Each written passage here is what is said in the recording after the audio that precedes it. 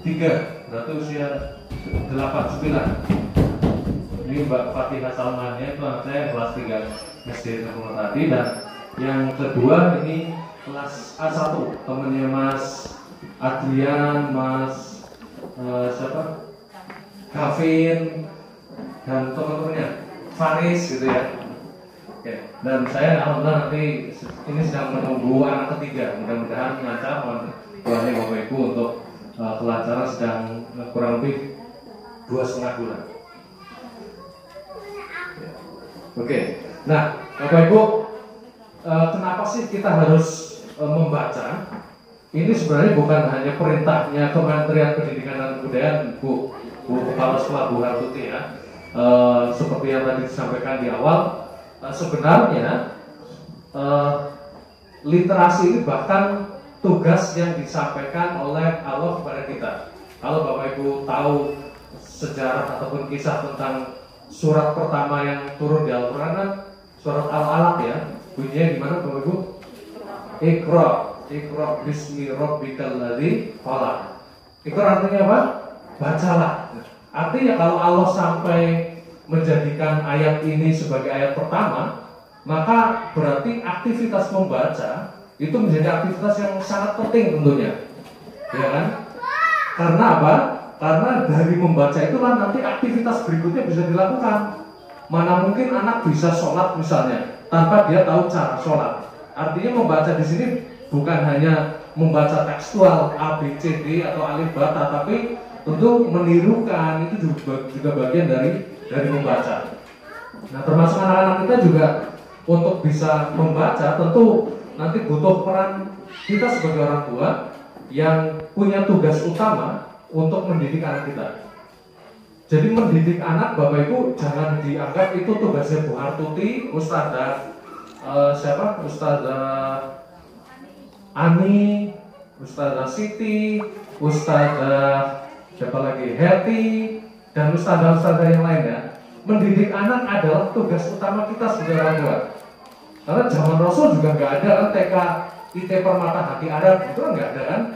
Atau SDIT Arab Saudi itu nggak ada. Nah, masing-masing tentu dididik oleh orang tua masing-masing, atau kalau tidak mampu ataupun nanti di tahapan berikutnya baru kemudian seperti misalnya Ibnu Mas'ud, Anas bin Malik itu baru kemudian dititipkan ya. Tapi orang tua sudah mendasarinya dari kecil untuk siap untuk dididik begitu. Selain itu juga ada di Quran surat An-Nisa ayat 9. Ustazah bawa Quran enggak Ustazah notulen. Nah, tolong dibacakan Al-Quran An-Nisa ayat 9. Terus siapa ini? Atau ibu-ibu mungkin yang di googling pasti ketemu langsung ya. Nah, di situ bisa ya ketemu ya. Nanti dibaca. Saya kayaknya tadi sudah.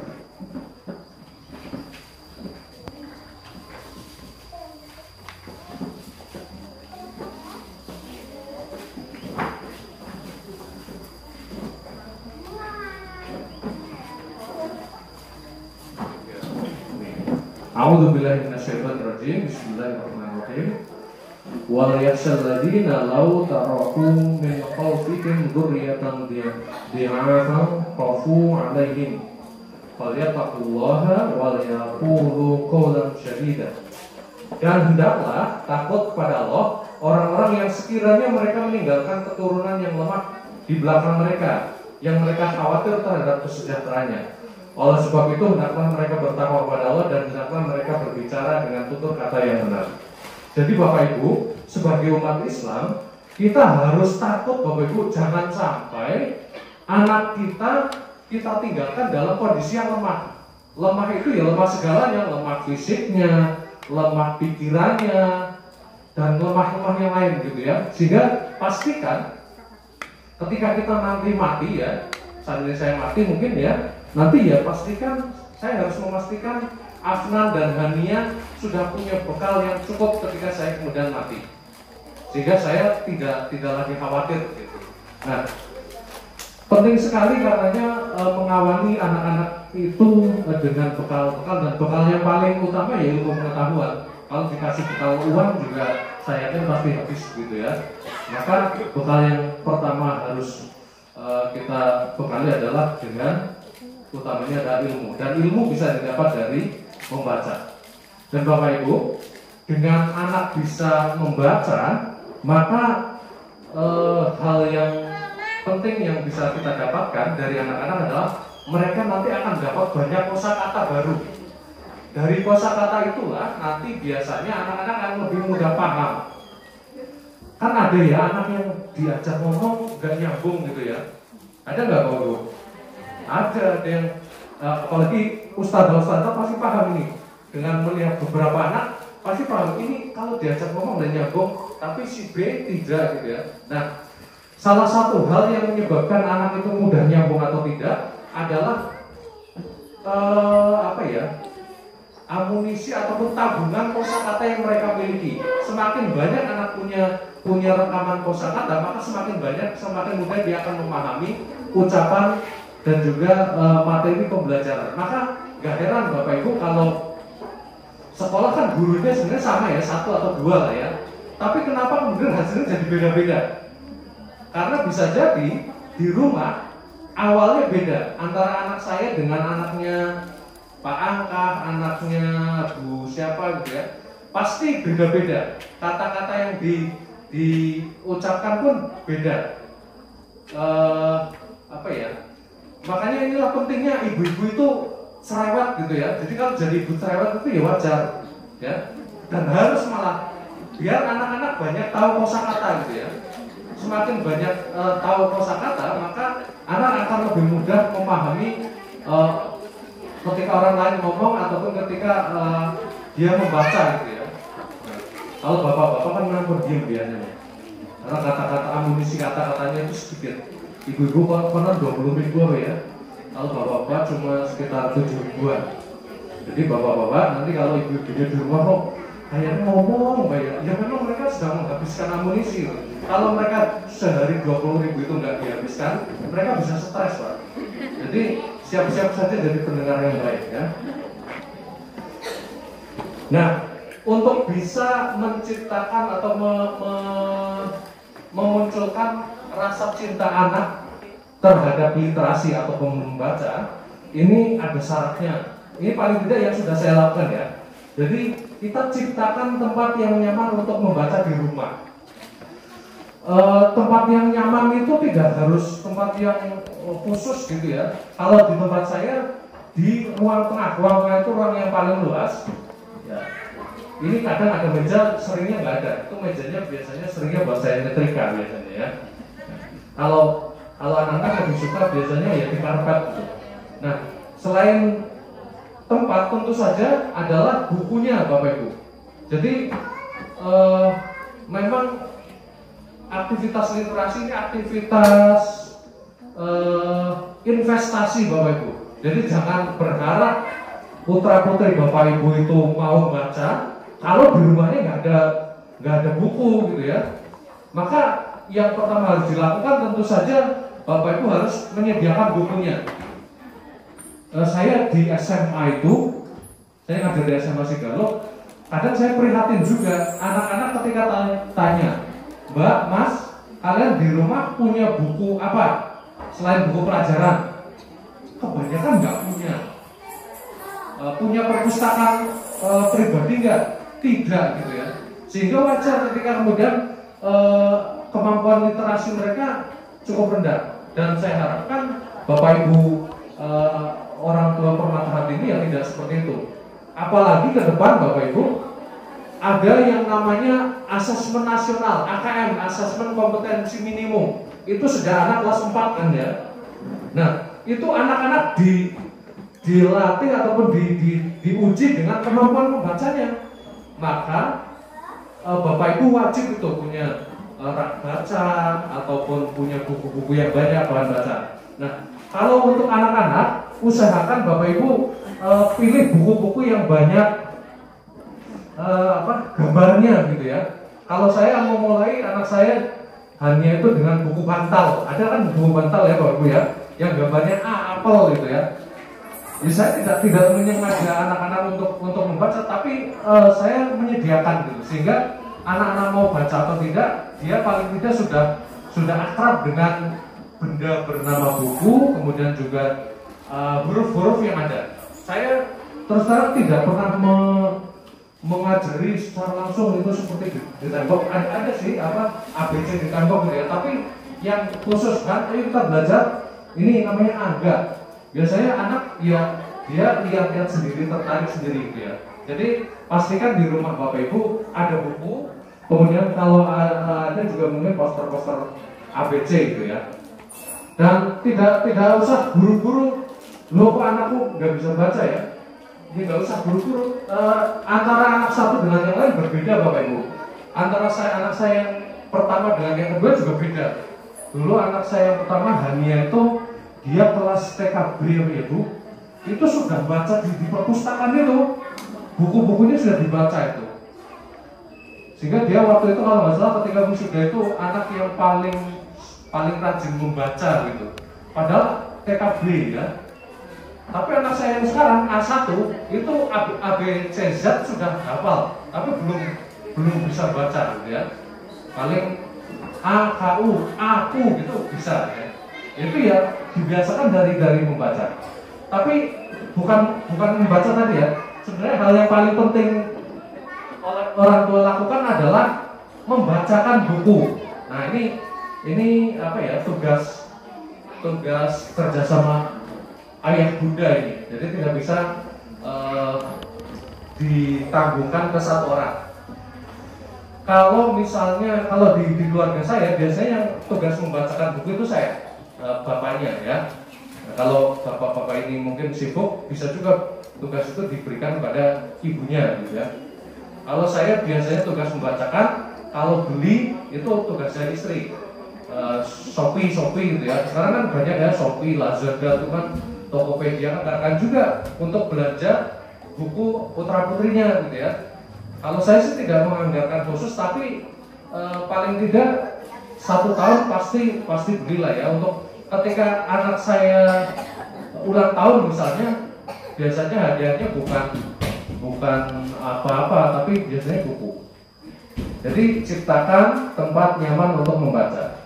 Nah ini buku adalah gift yang istimewa. Nah jadi usahakan ketika Bapak Ibu ngasih buku kepada anak itu jadikan suatu momen yang exciting, yang luar biasa gitu Bapak Ibu. Jangan nih Ton baca bukunya itu ya. Jangan kayak gitu, tapi nih Ton, ayah punya buku, bagus banget. Ada berpakaian, pasti seru, yuk kita baca bareng kayak gitu. Jadi memang kadang harus mengemas sesuatu itu dalam menyampaikan pun akan beda ketika diberikan hanya biasa, tapi atau dengan hal yang istimewa gitu. Nah kalau istri saya kadang gitu pulang gitu ya, Tara lihat nih apa yang Bunda bawa nih, buku spesial untuk kakak gitu. Sehingga anak ketika menerima itu merasa ini sesuatu yang istimewa, sesuatu yang wow gitu ya. Nah maka termasuk misalnya hadiah-hadiah misalnya kayak ulang tahun itu bisa juga Bapak Ibu tidak memberikan yang misalnya boneka atau apa, istilahnya kesenangannya apa, tapi bisa juga kalau sudah mulai terbentuk berupa buku gitu ya. Hania itu sekarang dia ketika mau ulang tahun dia sudah punya gambaran pun, aku dibelikan novel Lumpuh. Novel Lumpuh itu novelnya Terelie atau Komet Minor. Anak kelas 3 Hania itu, anak saya itu sudah khatam buku-bukunya Terelie, mulai dari apa itu ya, aneka macam Terelie lah yang tebalnya segini. Dan satu buku kadang segini tuh bisa 1 sampai 2 hari saja. Itu ya diawali dari saya membacakan awalnya ketika dia masih TK. Setelah dia SD saya nggak pernah lagi membacakan. Jadi nikmati ketika anak putra putri Bapak Ibu masih TK, usahakan itu adalah kesempatan emas Bapak Ibu. Nanti kalau dia sudah SD apalagi sudah SMP, mereka akan punya dunia sendiri dan bapak ibu akan kehilangan. Kan lucu, SMP bacakan kan kayaknya udah nggak mungkin, anak-anak sudah punya kesenangan sendiri. Nah, ini tadi kerjasama ya dengan pasangan. Tadi kalau misalnya para bapak ini sibuk nggak bisa bacakan ya finansial gitu ya, mereka menyediakan anggaran untuk beli buku. Atau kalau saya biasanya saya memang punya waktu untuk, dan saya suka membacakan itu. Dan biasanya kalau saya yang bacakan itu anak-anak lebih suka. Meskipun kadang-kadang saya capek ketika membaca sambil tidur gitu, nanti ditekuk sama anak saya cepot gitu. Karena kadang apa yang saya ceritakan itu tidak nyambung, karena sudah campur dengan alam mimpi gitu. Tapi asik gitu ya, anak-anak senang. Dan ketika membacakan, Bapak Ibu usahakan ekspresif. Jadi kalau ini buku, beberapa buku kesayangan anak-anak saya ini. Ini buku Liangan. Ini sebenarnya komik sejarah Liangan, sejarah situs Liangan.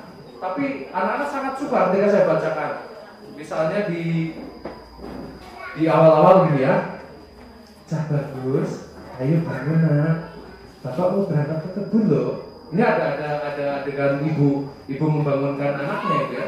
Nanti anaknya udah kebun, nggak mau gitu ya. Nanti ditinggal bapak loh, ikut. Nah, artinya ada kata-kata yang ekspresif dari orang tua ketika membacakan. Jangan datar saja gitu ya. Kalau membacakan datar saja, suatu hari Bagus mau pergi ke kebun, dia diajak ibunya, nah ayo bangun nak.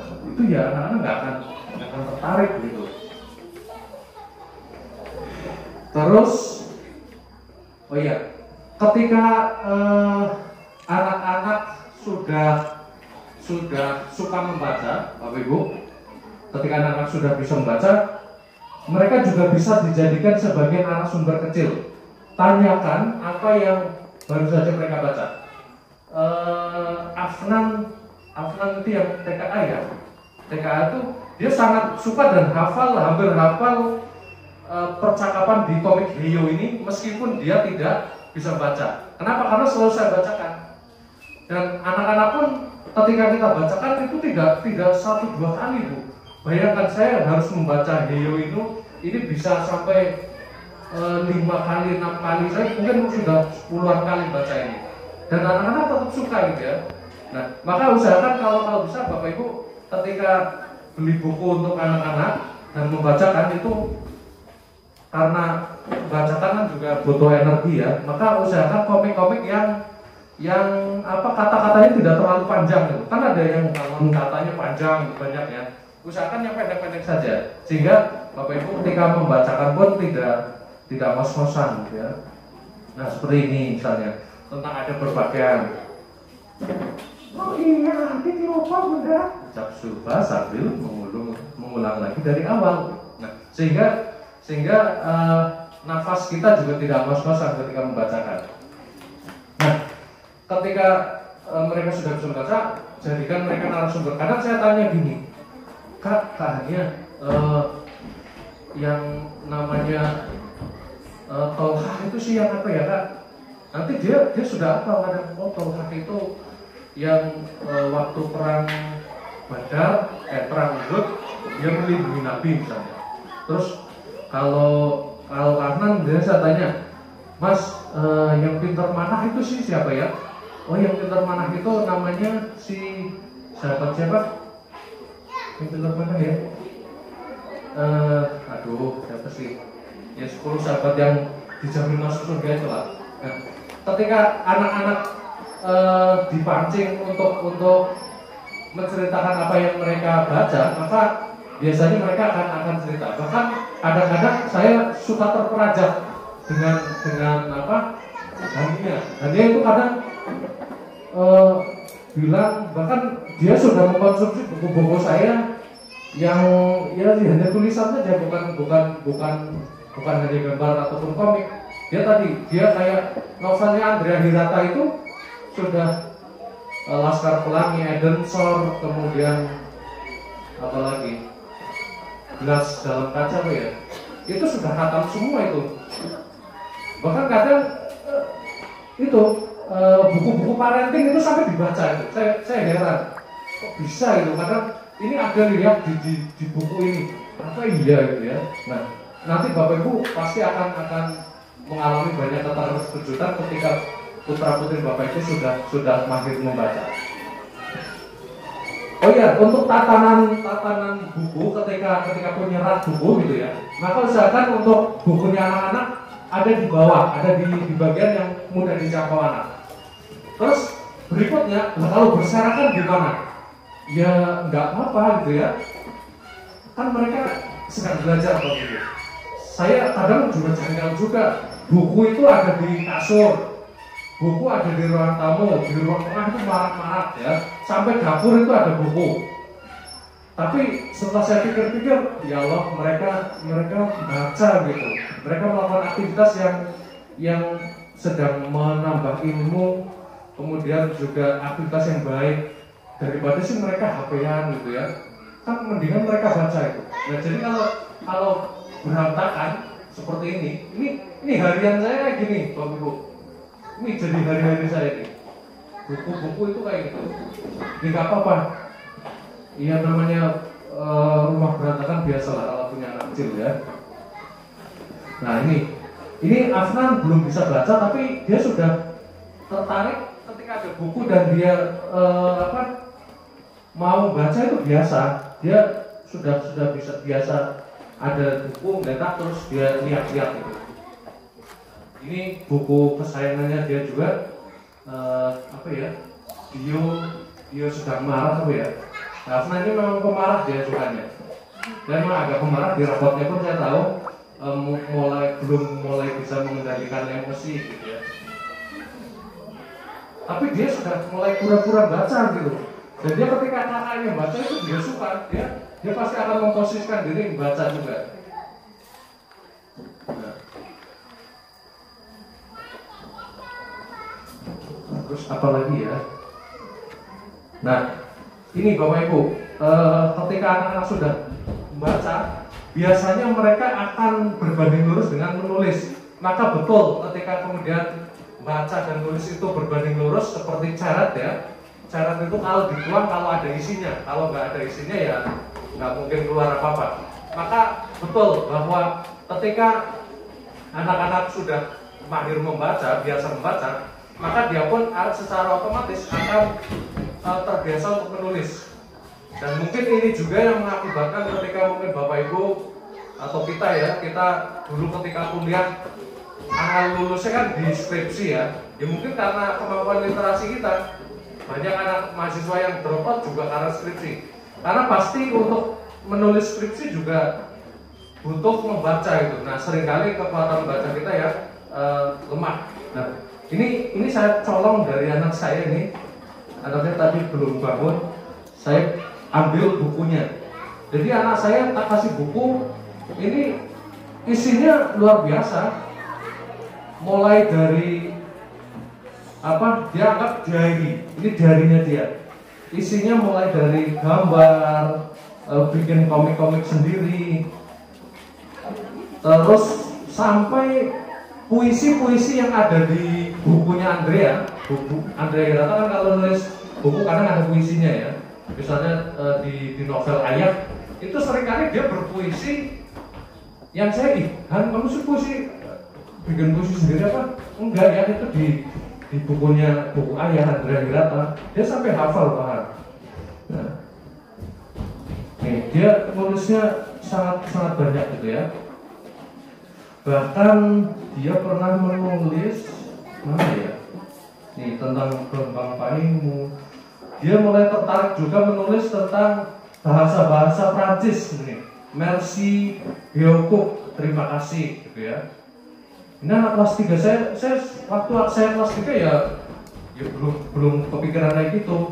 Menulis pantun, misalnya dia suka juga bukunya Ahmad Fuadi, Negeri 5 Menara, terus apalagi Ranah 3 Warna ya. Kan di sana ada pantun juga. Makan durian di pinggir taman, durian kuning masak di dahan. Orang Banjar teguh beriman, kalau sabar tentu bisa lakukan. Termasuk buku saya buku History of Java itu kan apa menariknya ya, tebalnya sudah segini, tulisan semua, gambarnya sedikit. Sampai dia bilang gini, ya ternyata bukunya menarik banget. Ya apa menariknya gitu ya. Nah, itu nah termasuk ini. Saya tidak habis pikir itu aksara Jawa. Saya sampai sekarang pun tidak hafal aksara Jawa. Dia tertarik aksara Jawa itu. Bahkan dia nulis di sini, dia pengen jadi apa ya? Aku ingin jadi ahli budaya. Dia ada Bapak Ibu ya. Aku ingin menjadi ahli budaya. Aku ingin menjadi ahli bahasa. Itu sampai kayak gitu. Nah, cara yang pertama dilakukan tentu saja membacakan Bapak Ibu. Mau nggak mau kita pertama membacakan. Tadi kayak buku bantal itu dibaca A, B, A, Arnabun apa ya? Rubah apa ya? Bakoroton, kelinci, Arnabun kelinci ya kalau di buku bantal. B, Bakoroton, sapi. C apa? Oh, A itu abata ya. Kalau A itu apel, B sambil nyanyi juga bisa. A untuk apel, A, B untuk apa ya? Bu gitu. Nah, termasuk ini, misalnya tadi malam saya sambil nyetrikan, itu tugas saya kalau di rumah itu nyetrika bajunya anak-anak ya, terus baju anak-anak saya yang setrika, kadang-kadang saya sambil doakan moga-moga anak saya dijaga gitu ya, selalu menjaga aurat gitu. Nah, sambil saya nyetrika itu anak-anak mereka masing-masing dengan sadar sendirinya, ya tolong gambarin gitu ya. Ya saya gambarin, nanti aku mau niru gitu, mau tak contoh. Saya gambar aneka macam gitu ya. Kemudian kalau si Afnan saya sisipi juga kadang ada tulisannya, sehingga dia paling tidak mulai mengenal huruf juga. Nah, saya suruh menggambar gitu ya. Ini gambar saya, nanti dicontoh gitu ya. Dan saya pikir kemampuan menggambar juga perlu Bapak Ibu miliki karena anak fitrahnya sepertinya memang suka gambar gitu ya. Nah, saya waktu kecil alhamdulillah suka dengan TV TVRI. Dulu ada Pak Tino Sidin, itu saya yang paling ngerti itu dulu gambar burung hantu gitu ya. Walaupun di SMA saya diajar putrinya Pak Tino Sidin, Bu Budi ada yang pernah diajar Bu Budi SMA Bawang. Itu kan katanya putrinya Pak Tino Sidin ya. Oh, galaknya luar biasa itu ya. Nah, tapi saya yang saya ingat banget itu ya ketika latihan gambar burung hantu Pak Tino Sidin. Nah, kemampuan menggambar ini juga saya pikir perlu karena anak akan lebih luas ketika memegang pensil ataupun memegang bolpen. Anak saya seingat saya dari kecil ketika memegang bolpen ya langsung kayak gini, nggak pernah megang kayak gini atau yang kaku gitu lah ya. Termasuk tadi malam iseng-iseng, Han tolong tuliskan 50 tempat yang ingin kau datangi saat liburan ya. Nih, isinya Sanggaluri, Suryayuda, Kali Bening itu mbahnya. Perpustakaan, oh iya, perpustakaan Bapak Ibu usahakan anak-anak akrab dengan perpustakaan Bapak Ibu. Jadi daftarkan mereka di perpustakaan.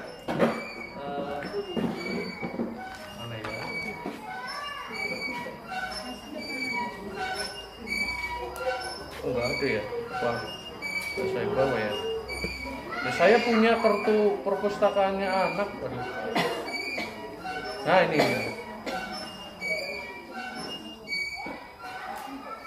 dompet khusus kartu-kartu. Nah, saya punya perpus kartu perpus sejak tahun berapa ini? Sejak Afnan masih unyu-unyu nih. Ya, jadi anak-anak juga punya kartu perpus Bapak Ibu. Dan ini gampang ketika jangan ke perpusda, itu tinggal bawa kakak aja, fotokopi kakak, nanti langsung foto di sana jegruk gitu ya, terus nanti dapat kartu itu. Dan di perpus, ya kadang-kadang perpusda kan ada juga ruangnya untuk anak-anak. Kalau hanya sukanya baca buku, majalah buku. Kalau Afnan enggak, dia kadang mainan balok, di sana juga ada di bagian belakang. Maka Bapak Ibu usahakan kalau bisa jadikan juga perpus sebagai tempat favorit. Mereka anak-anak saya itu sampai ya kapan itu ke perpus dayu gitu. Apalagi ketika pandemi kan lama banget ya mereka di rumah. Dan anak-anak saya pun ya di rumah selalu gitu. Selama pandemi ya hampir bisa dihitung mereka keluar rumah mainan sama temennya nggak juga gitu ya. Dan mereka tahan saja tuh seharian full di rumah baca, nanti main lego-legoan gitu ya. Nah, ini anak saya sih Hania tuh bisa, dia pengen ke sawah, Perpusda, Jakarta, Museum Kata Andrea Hirata, karena dia baca Andrea Hirata itu punya museum kata. Pengen ke Kanada, Paris, pusat Jawa Tengah, Edensor kan nama desa yang di Gunung Andrea kan. Bertemu Terelie itu, tuh. Ke Pondok Madani, karena dia suka si Alis itu, si Ahmad Fuadi. Ke Gunung Singgalang, lihat Jam Gadang, Minangkabau, Kota Baru, Danau Maninjau, Tikako, Taman Budaya Edelweiss Dieng, Dekiono, dan lain-lain. Nah, saya pikir anak-anak ketika sudah suka baca, dia akan punya wawasan yang lebih luas, dan saya pikir itulah yang nantinya akan menjadi bekal mereka ketika mereka dewasa nanti. Jadi ketika kita membekali dengan dengan harta benda mungkin tidak akan banyak gunanya, tapi ketika kita membekali dengan ilmu, maka insya Allah akan banyak hal yang bisa didapatkan dari ilmu yang mereka dapatkan. Mungkin itu saja, nanti bisa dilanjut dengan diskusi ya dulu, karena ini kan saya hanya sharing saja pengalaman apa yang saya lakukan dengan anak-anak. Terima kasih. Bila Assalamualaikum warahmatullahi wabarakatuh.